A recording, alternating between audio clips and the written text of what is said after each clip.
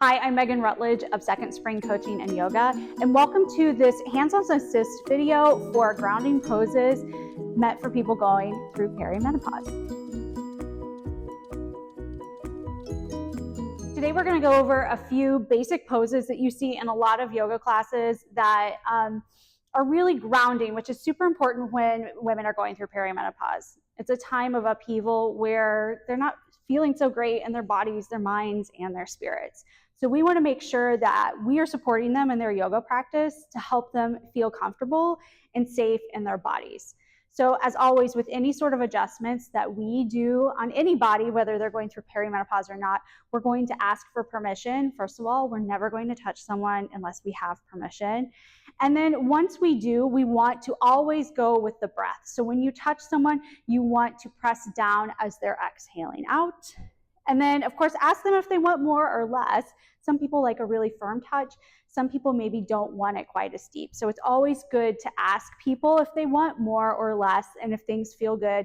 And if they don't, then come back out. You always want to make sure that you're pressing down on bone and not on the fleshy parts, and that you are using a firm touch. So we're not lightly just kind of tickling people, but we really are placing our hands on people with a nice, firm, safe, supportive touch. We have to remember that these touches are sometimes the only touch that people will get in a day, or a touch that is really caring, that is really intentional and makes them feel really safe and seen. And that's especially important during this time of anxiety and overwhelm. So let's get into the poses. All right, for our first pose today, we're going to do Uttanasana, forward fold. I have the lovely Natalie here with me. She's going to help demonstrate today. And as a reminder, we're using a nice firm touch. When we touch everyone, we're asking for permission, which we have discussed ahead of time. We're respecting people's boundaries and helping them feel safe in their bodies. So I'm going to have Natalie come into her version of her forward fold.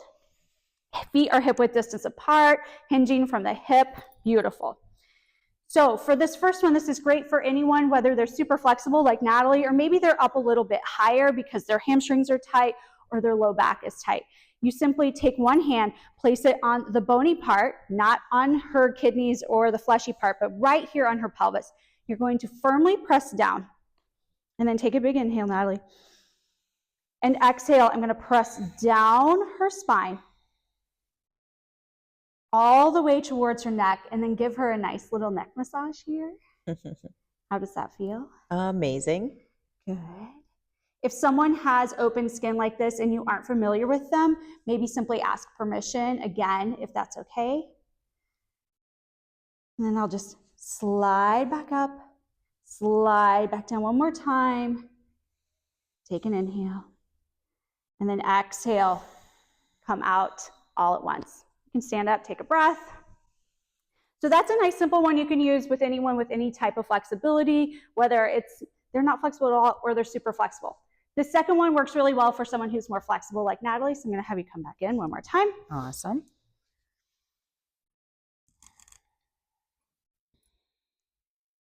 If somebody has really tight hamstrings, we want to make sure that they bend their knees for a little bit of safety here. But for this one, I'm going to step up really close here to Natalie. I'm going to have a nice wide, firm base, so I'm nice and steady here. I'm going to place my knees up towards her shoulders, and then I'm going to place my hands back here behind her thighs. We're going to take an inhale in together. And exhale, I'm going to start to shift my knees towards her, give a little bit of weight to get her deeper. How does that feel? Feels great. Awesome. We're going to take 2 more breaths. I'm still nice and firm here on the ground. One more inhale.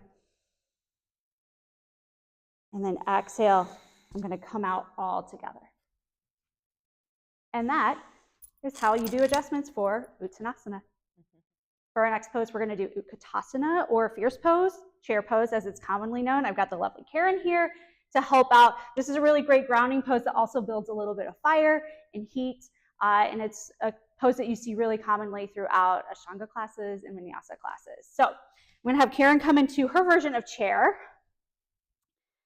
So she's got her feet glued together, weight is back in her heels, nice curve in her spine. And a simple, really easy adjustment to do here to begin with is I'm just going to take my arms, I'm going to push them back just a little bit. I'm going to keep my hands between her shoulder blades so she doesn't move her whole back, back. How does that feel? Good, more length. More length, exactly, yes. All right, you can come out, take a breath. This pose has a short cooking time, so I don't want to keep her there too long. So a lot of people will be hunched forward, right? And so all we're doing is lengthening them back, all right? Second version is going to be a little bit deeper because I know Karen can do it. So come into your version of chair. Beautiful. And this version, I'm going to take a little bit of the weight off of her. So I'm going to come up right behind her. And once again, we've gotten permission to do all of these things. And I'm simply going to kind of just squat down a little bit. I'm going to bring my hips, have her place her weight on me. Does it feel okay? Mm-hmm. I'm going to bring my hands to her forearms, and I'm going to slightly rotate and pull back.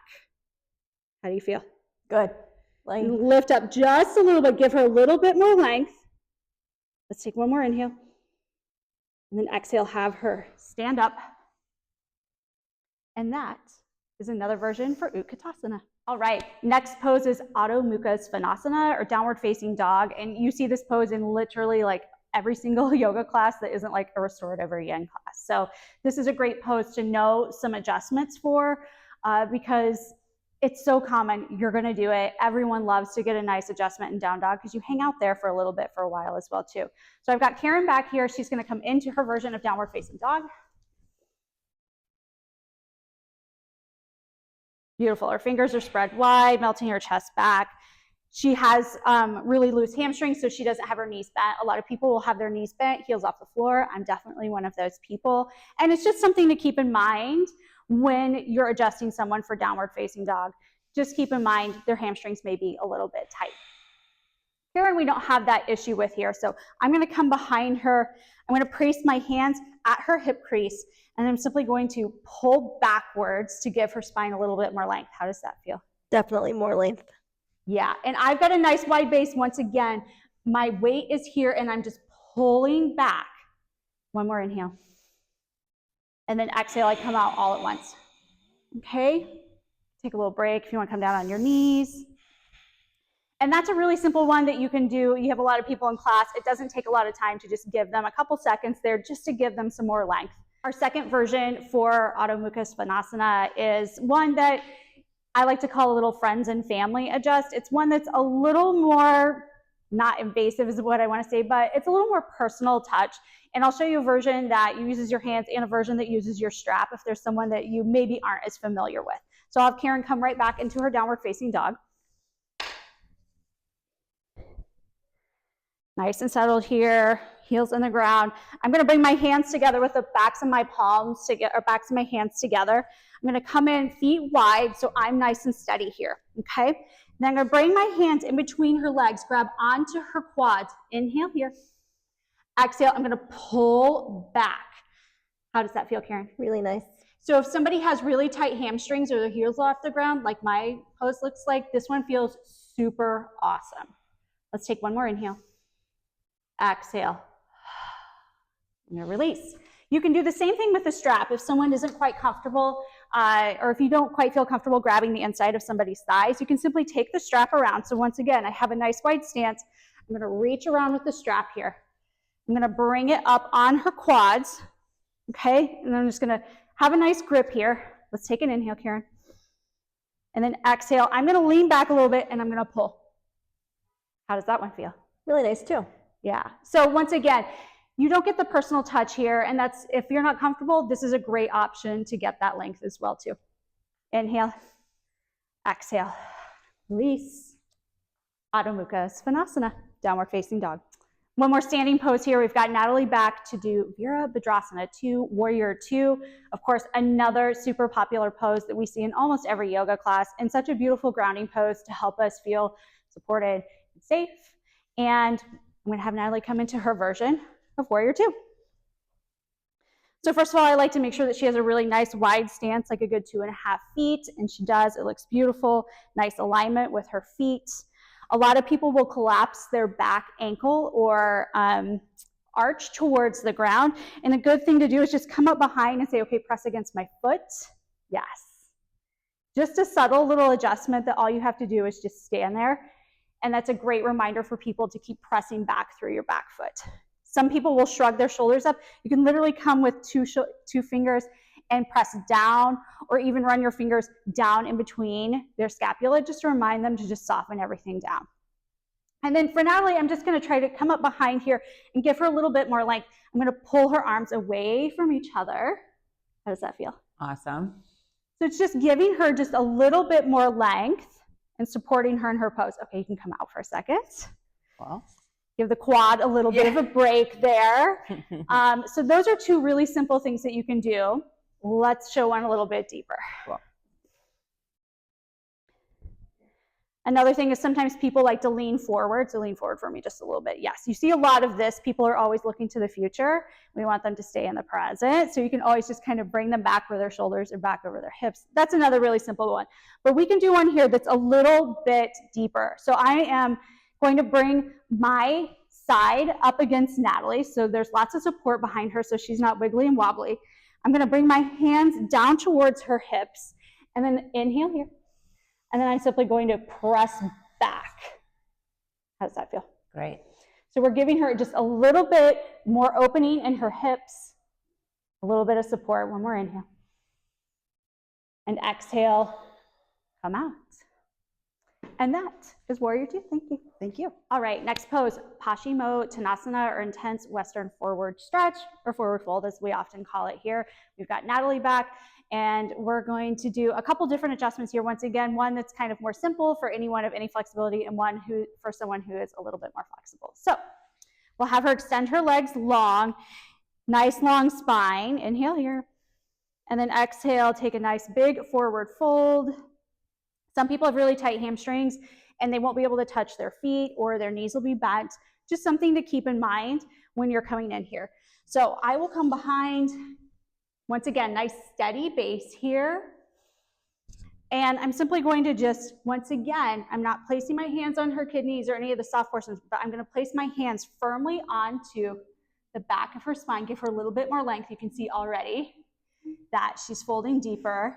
And then I'm just going to take my thumbs and press along her spine here. Give her a nice little massage. How does that feel? Oh, keep going. All right, I'm going to keep going. Always ask more or less. I know Natalie likes a nice firm pressure here. We can give her yet another shoulder massage. Maybe down her neck just to release things a little bit. One more big inhale here. And then we'll exhale, come out all at once. So that one is a great one you can use for anyone of any flexibility, even if their knees are super bent and they have support underneath them. Everyone loves a good little spine massage. This one we're going to do now is for people who have a lot more flexibility here. Their hamstrings are going to be flat. Natalie, of course, has all of those things. So I'm going to have you come back in. Once again, I'm going to be here behind. I'm going to use my body weight to get her a little deeper in the pose. So I'm going to bring my knees a little bit wider. And we'll simply start here by pressing down. I'm going to bring my chest down, and I'm just going to put my body weight gently on her. I'm pressing down, but my hands are holding my weight. How does that feel? Awesome. And then you might be able to, your weight is nice and steady here, reach forward and grab her toes. How's that feel? Oh, so good. Yeah, so this is really intense and deep, so not one that you can do on just anybody. Let's take one more inhale, Nat. And then exhale, slowly going to press back up. And that is Paschimottansana. For our next pose, we're going to do Janu Sirsasana, or head to knee pose, one of my favorite seated poses. We've got Karen back here to show us how to do Janu Sirsasana. So one leg is extended, the sole of the foot is in the inner thigh. We'll have her sit up nice and tall. Take an inhale, reach your arms overhead. As she exhales, she's going to turn her torso towards her leg and forward fold. Bring her head towards her knee. That's the name, head to knee pose. So Karen is nice and flexible here, so I know that I can give her a deeper adjustment. So I'm going to take my foot. Once again, I've got a nice, really wide stance here behind her. And I'm going to lift up this foot. I'm going to place it on her thigh. And I'm going to press down gently. And then I'm going to turn her torso so it's over her leg, get her a little bit deeper. So what I'm going to end up doing is pressing this shoulder down and pulling her waist around. So take a big inhale in here for me, Karen. And as she exhales, I'm going to press down, hold my hand across her torso. I'm still pressing down with my foot and with this hand. How does that feel? Really nice. Yeah, so you can see she got a little bit deeper into the pose here, a little bit more length. Let's take a big inhale. And then exhale, slowly come out. And that is Janu Sirsasana. Another one of my favorite seated poses, Baddha Konasana or bound angle pose. Once again, super popular. People often call it butterfly pose as well. So you'll see this one a lot. And this one is all about how tight your hips are or your hamstrings as well too. So once again, we're going to show a couple different variations, one that works for anyone of any flexibility and one that's a little bit deeper for people that you're a little more comfortable with that you know also have a little bit more flexibility. So Karen is back showing us her version of Baddha Konasana. So she has her feet together, knees wide. And in this pose, you can bring your feet in close to your body or you can take it further out. Just depends on your preference or what the teacher is focusing on that day. So she's going to take an inhale in here, lengthen her spine, and then exhale, she's going to forward fold.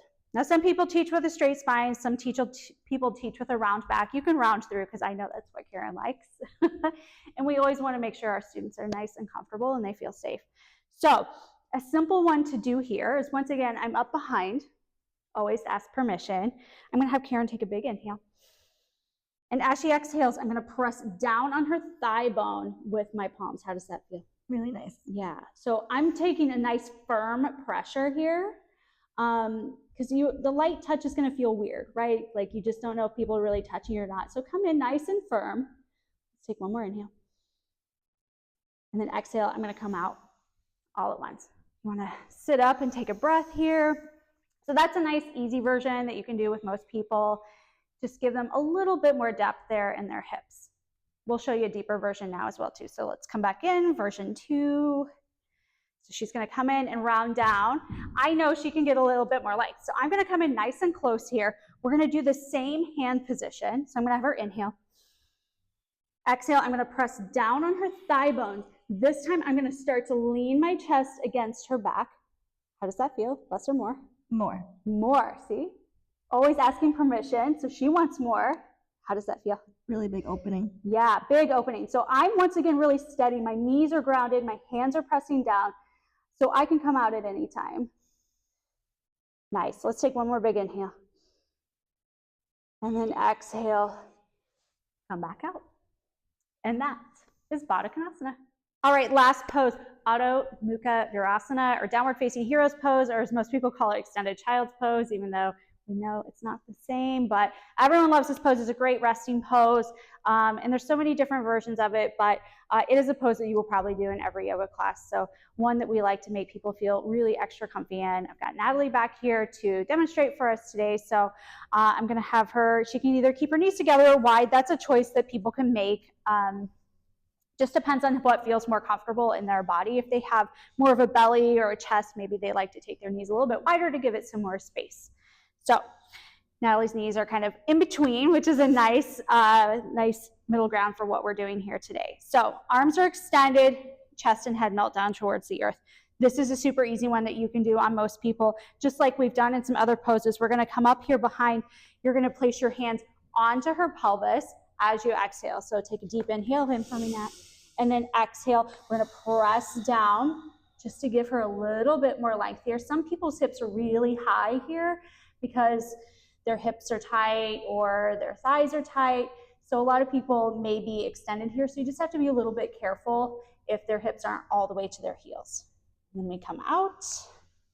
And then this one is kind of a fun version to help elongate a little more.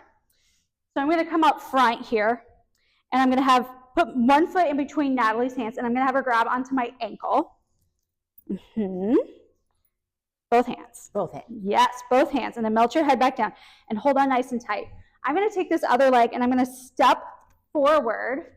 So I'm kind of like in a little bit of a lunge here. I'm going to start to bring my weight forward as I press back. And I'm going to take my hands once again to her pelvis. Inhale here. Exhale, I'm going to press down and then press back with my foot. So I'm pressing in both directions. How's that feel, Natalie? Feels great. Do you feel like you're getting a little bit more length?